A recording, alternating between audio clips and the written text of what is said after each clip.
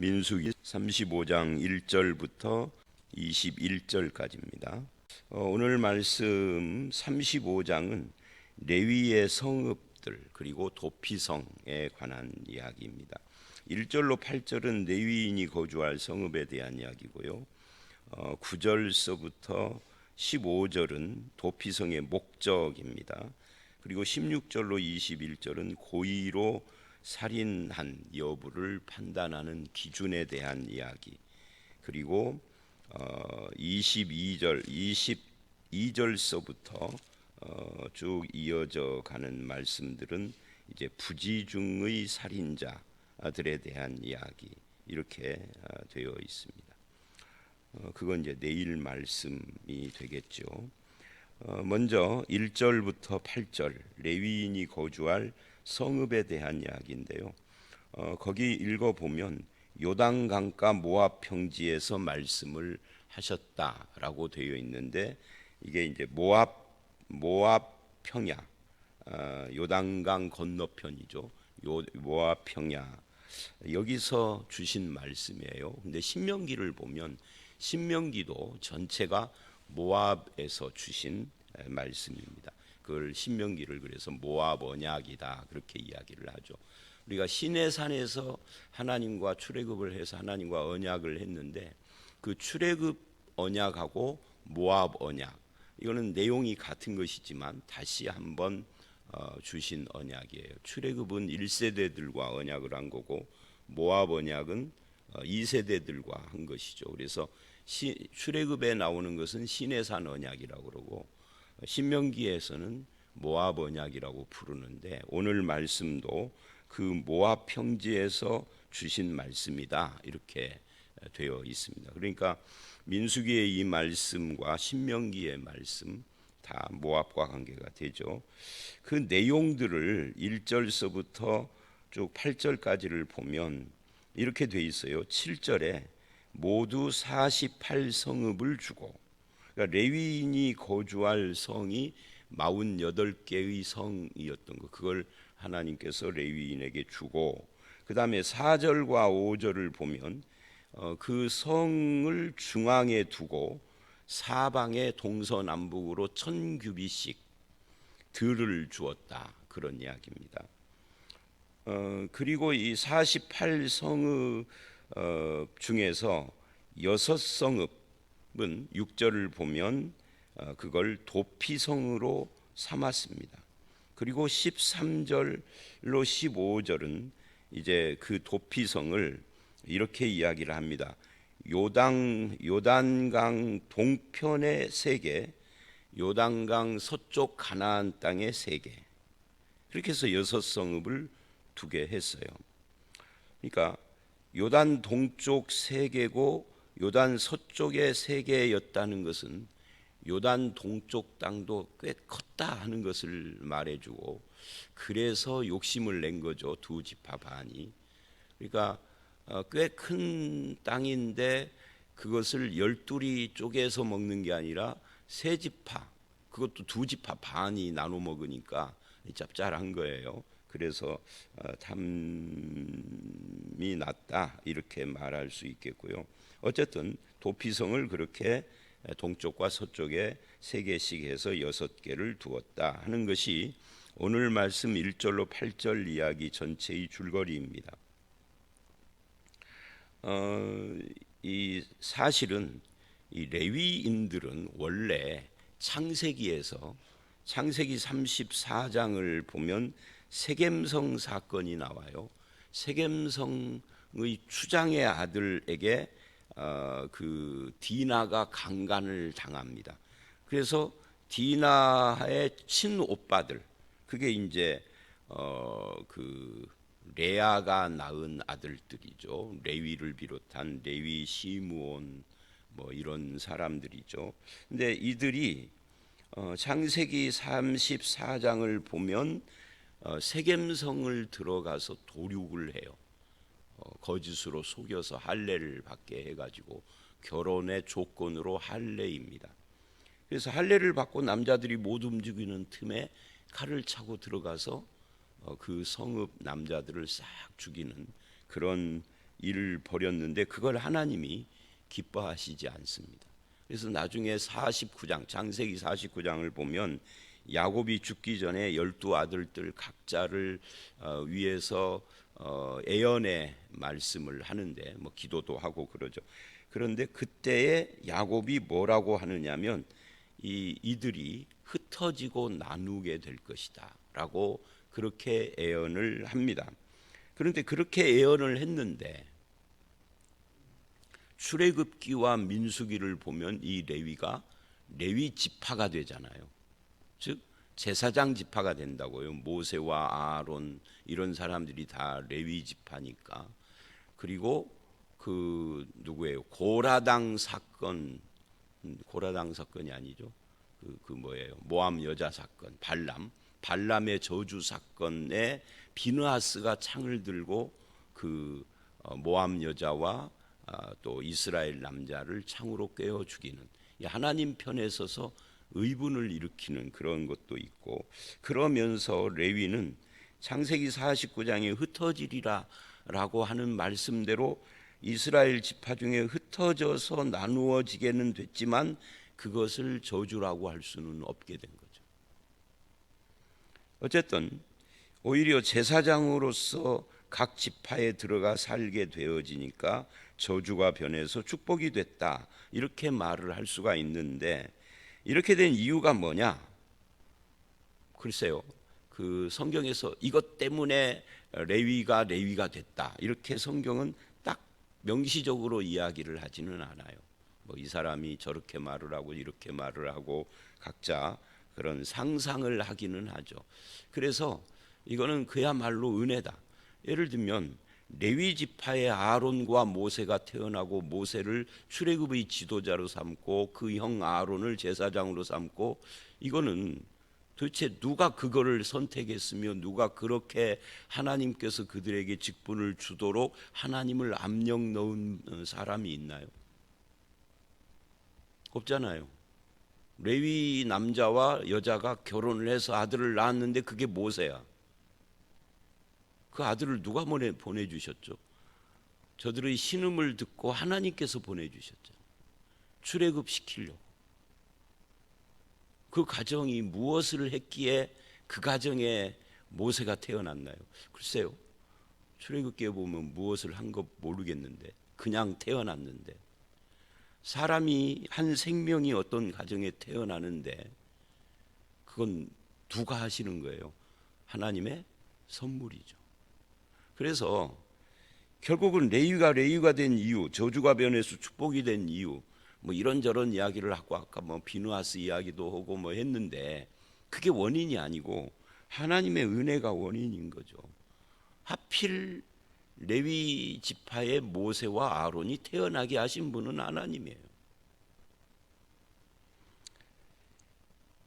한편 그 금송아지 사건 때 모세가 누구든지 여호와의 편에 설 자는 나오라 할 때 레위 자손들이 칼을 들고 나와서 문제 해결을 했어요. 그러나 그 사건도 원인이라고는 할 수가 없죠. 왜냐하면 그 전에 이미 모세와 아론이 레위 지파에 태어난 것이 먼저잖아요. 그래서 이런 면에서 하나님 앞에 우리가 결단도 하고 헌신도 하고 다 하지만 결국 하나님의 은혜가 먼저다. 하나님의 은혜와 하나님의 말씀과 그 앞에 헌신을 하는 거예요.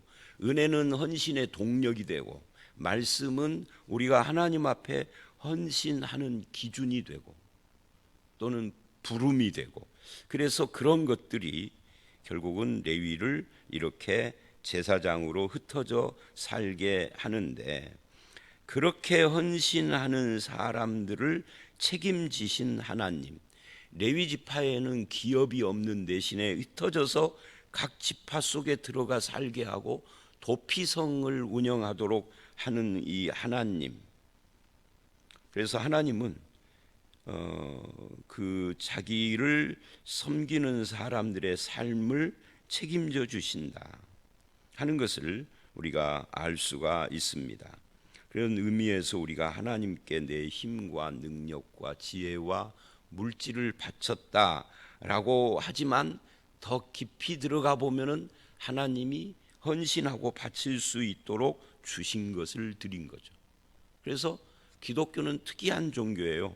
내 것을 바치면서 감사하다는, 내 것을 바쳤으니까 라고 말하는 종교가 아니라 바치게 해주셔서 감사한, 헌신했으니까가 아니라 헌신하게 하신 것을 고맙고 감사하다라고 말하는 것이 이게 기독교단 말이죠.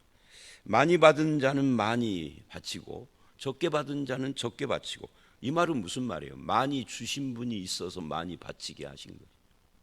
적게 주셨으면 적게 바치고, 하나님이 나에게 적게 주셨으면 적게 바칠 수 있는 거죠. 이 고린도후서 8장이 그 이야기를 해요. 그래서 평균케 하려고 한다. 헌금 이야기를 하면서 그런 말을 하거든요. 그러니까 남보다 많이 가졌다, 남보다 더 많이 헌신했다, 헌금했다 하는 것이 자랑도 아니고 공로도 아니고, 그럴 수 있는 마음을 주시고 물질도 주시고 형편을 주신 하나님께 감사하는, 이게 기독교의 최대 특징 중에 하나예요. 자, 어쨌든 레위인에게 준 48성읍 중에서 6성읍을 도피성이 되게 합니다. 그것이 나의 축복일 뿐만 아니라 누군가에게도 축복이 되고 은혜가 되게 하시는 그런 사명을 주신 거죠. 그 다음 이제 9절서부터 15절까지는 도피성을 주시는 목적을 이야기를 합니다.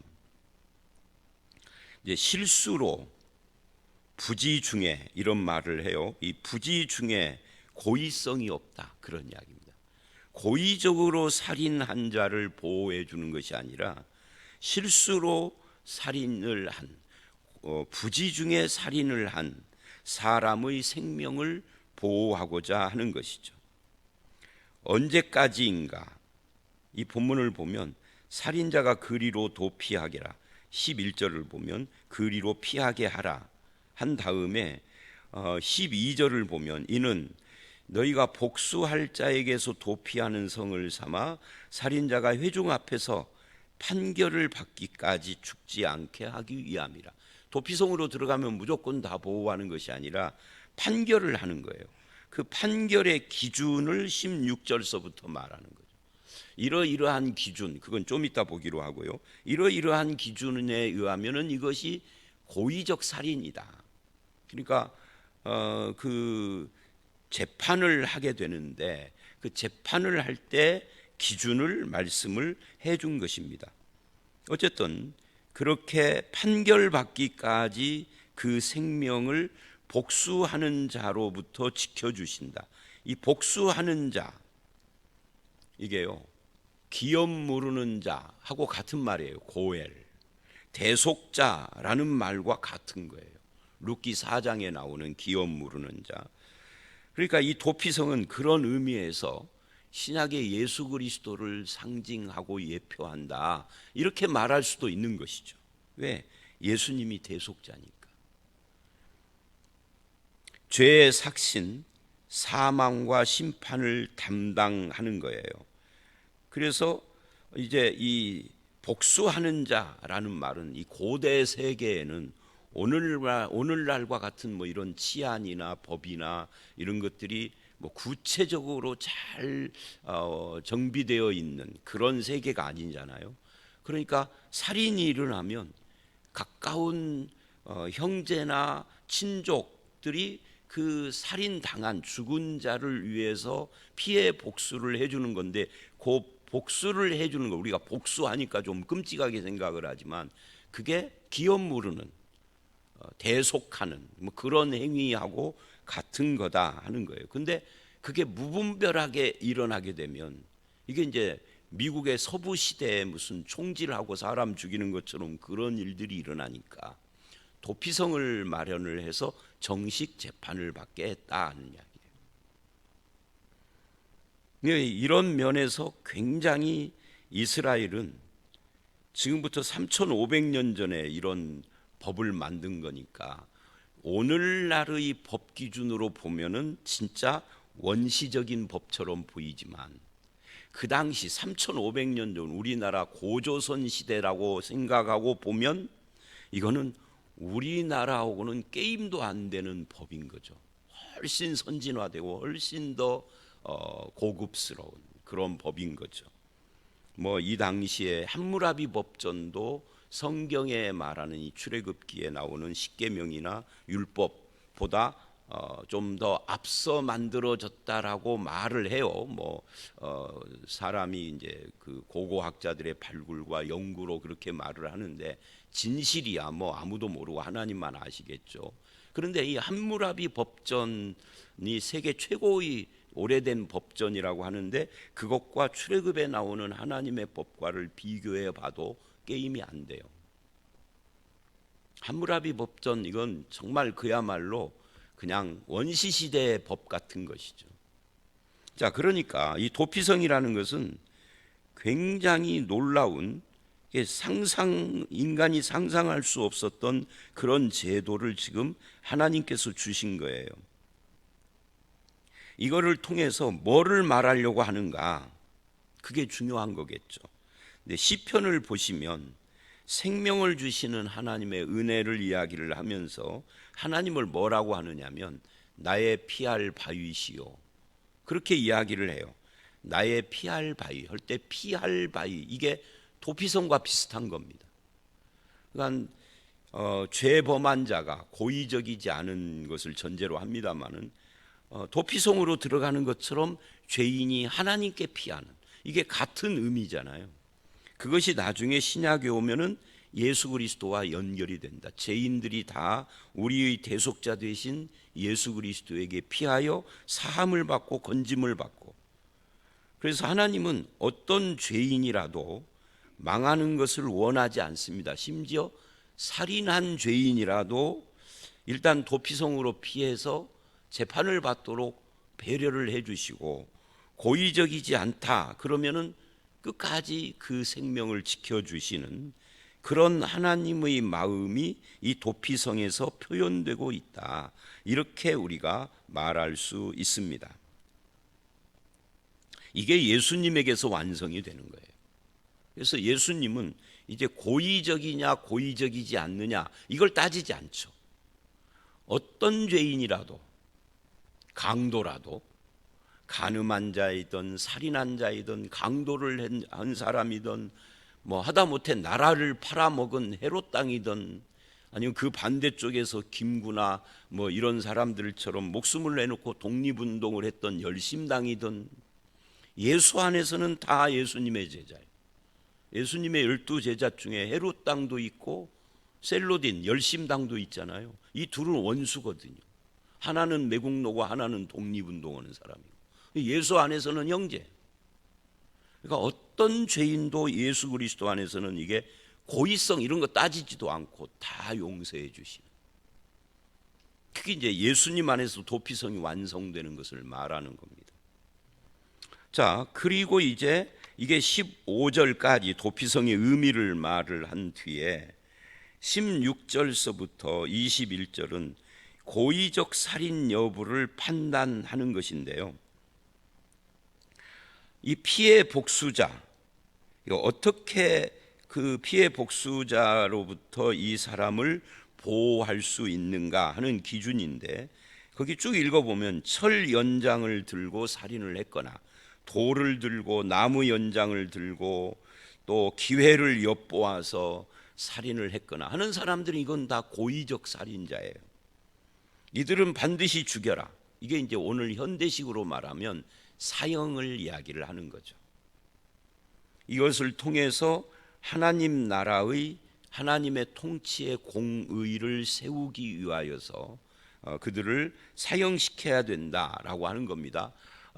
이거는 결국 도피성 제도도 이스라엘의 율법 중에 하나인데 이거는 실정법이기 때문에 그래요. 실정법이라는 것은 통치자가 그 나라를 잘 다스리기 위하여서 세운 원칙들을 실정법이라고 그래요. 뭐 누구를 봐주고 나오고 가까운 고향 후배니까 봐주고 뭐 돈 내면은 눈 감아주고 이렇게 하면은 공의가 안 서는 거죠. 그래서 이게 고의로 살인한 자는 반드시 죽여서 생명을 보호하고 존중하는 하나님의 뜻을 이루어 가야 한다 하는 것을 말하고 있는 겁니다. 그래서 20절 21절을 보면 만일 미워하는 까닭에 밀쳐 죽이거나 기회를 엿보아 무엇을 던져 죽이거나 악의를 가지고 손으로 쳐 죽이면 그 친자는 반드시 죽일 것이니 이는 살인하였음이라. 피를 보복하는 자는 살인자를 만나면 죽일 수 있다는 거예요. 그러니까 마음의 동기를 살피는 겁니다. 연장 앞에서 19절까지는 연장을 가지고 사람을 죽이는 자는 이게 살인자라는 것이고, 20절 21절은 연장을 가지지 않았어도, 연장이 없어도 그 살인의 동기가 드러나면 그건 살인자다. 그 살인의 동기가 뭐냐? 미움과 원한과 이런 거죠. 그래서 이제 예수님은 마태복음으로 가면은 사람을 안 죽였어도 미워하면은 그게 살인이다라고 율법을 재해석을 해서 법정신으로 가는 겁니다. 근데 그 법정신이라는 것이 이미 구약에도 있는 거예요. 그러니 그것을 살펴라. 겉모습과 말은 그럴듯해도 또는 행동은 젠틀하게 보여도 마음에 숨은 동기를 살피라 하는 거예요.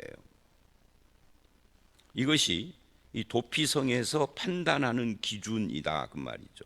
그래서 이 피해 보복자 개념은 넓게 보면 이제 신명기 25장이나 룻기에 나오는 수혼법 같은 기업 무르는 법과 같은 것입니다.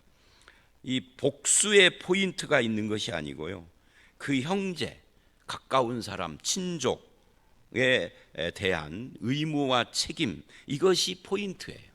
복수가 포인트가 아니고 강조점이 형제의 의무, 친족의 의무를 말합니다. 이것은 신명기 25장 5절 이하에도 나오고 룻기는 그 실천 이야기고 레위기 25장에도 이 기업 무르는 자 이야기가 나옵니다. 그러니까 이렇게 여러 군데 나오는 것을 보면 이 기업 무르는 것이 굉장히 중요해요.